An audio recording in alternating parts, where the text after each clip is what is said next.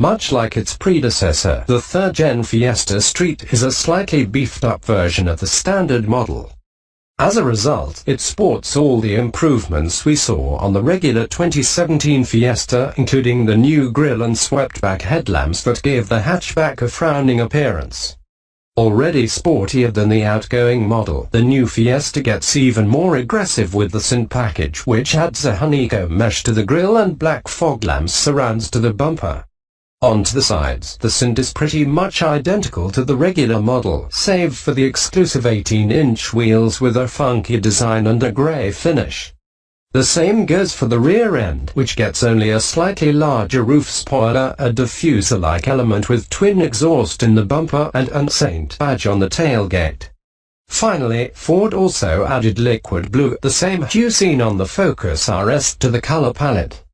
Granted, the Cint cannot brag about too many extra features compared to the standard Fiesta, but the package is very similar to the outgoing model. It might not be as aggressive as the Focus RS, but it has just enough to stand out. And besides, the Cint is supposed to be more of a sleeper rather than an in-your-face kind of car. Naturally, the redesign also applies to the interior, which feels more modern and upscale.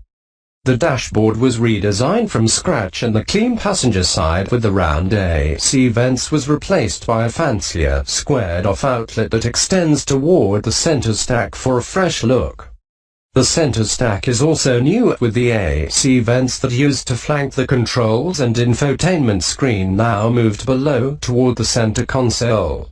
The new steering wheel looks sportier, while the instrument cluster has an additional screen for vital data.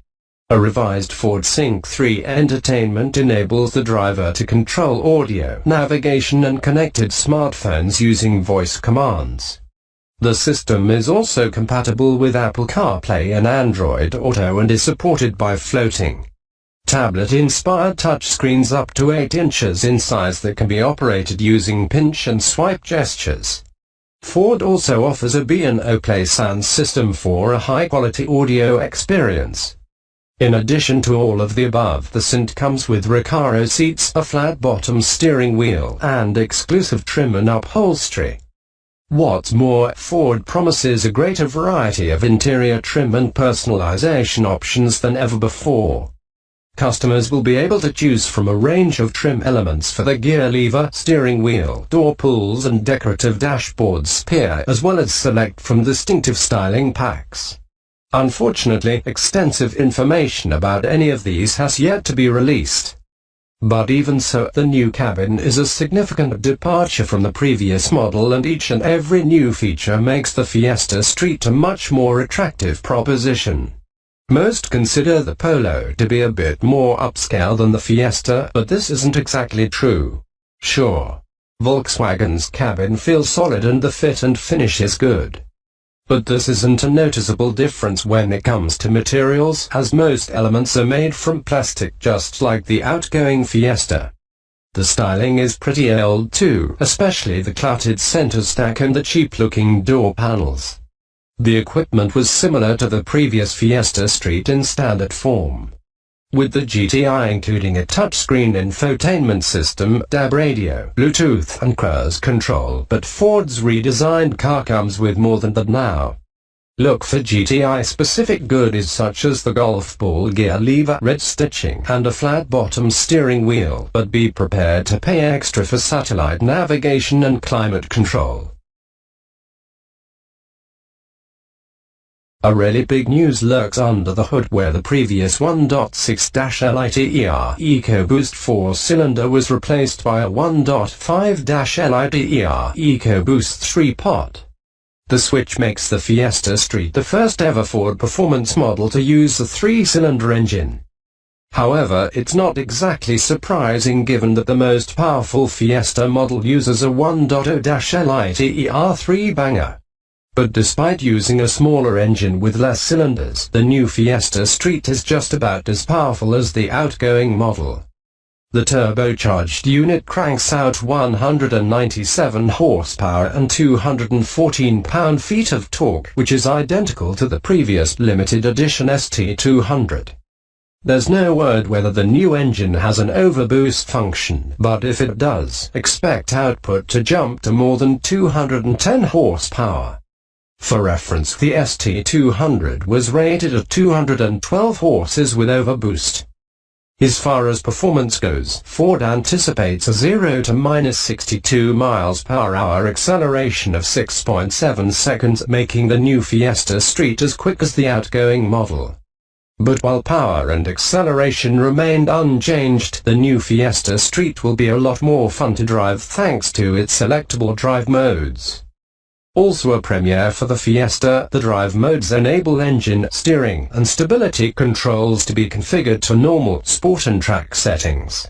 In normal mode, engine mapping, traction control, electronic stability control, exhaust sound, and electronic power-assisted steering are set to deliver natural responsiveness and a connected feel, both ideal for day-to-day driving.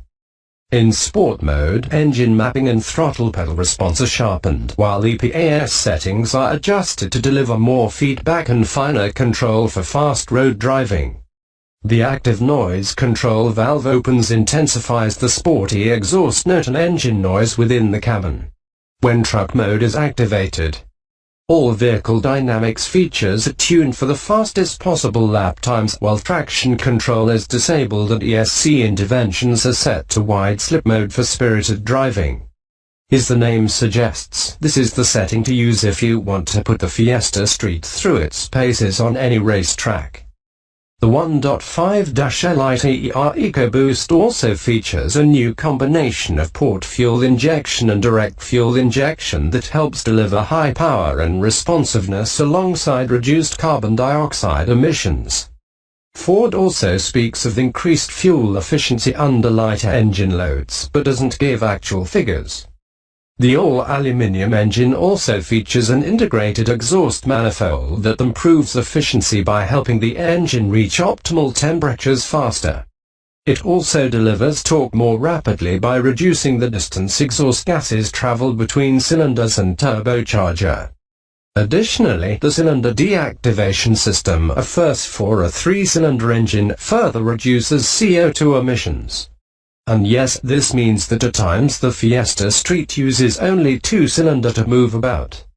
Just like the Fiat 500 and Alfa Romeo Mito with the 0.9-liter twin-air turbo or the Indian-made Tata Nano. Pricing will be announced at a later date, but I'm not expecting the new Fiesta Street to cost a lot more than the outgoing model. With the current cent retailing from $21,515 US. Customers should be able to buy the upcoming model for around $22,300 before options.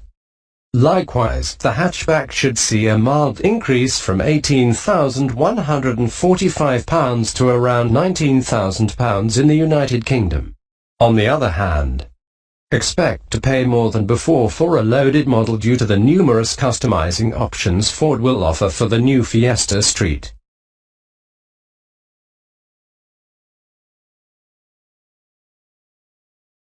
Often overlooked in favor of the more popular Fiesta Street and Golf GTI, the Peugeot 208 GTI is a pretty solid choice in Europe. Based off the 208 that was introduced in 2012, the French hot hatch is newer than the Polo, and I'd say it's more appealing when it comes to looks.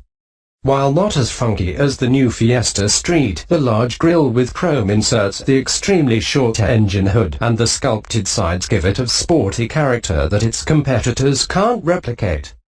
The interior isn't bad either, with the multi-tier dashboard and the instrument cluster placed further behind the steering wheel, making it stand out in any crowd.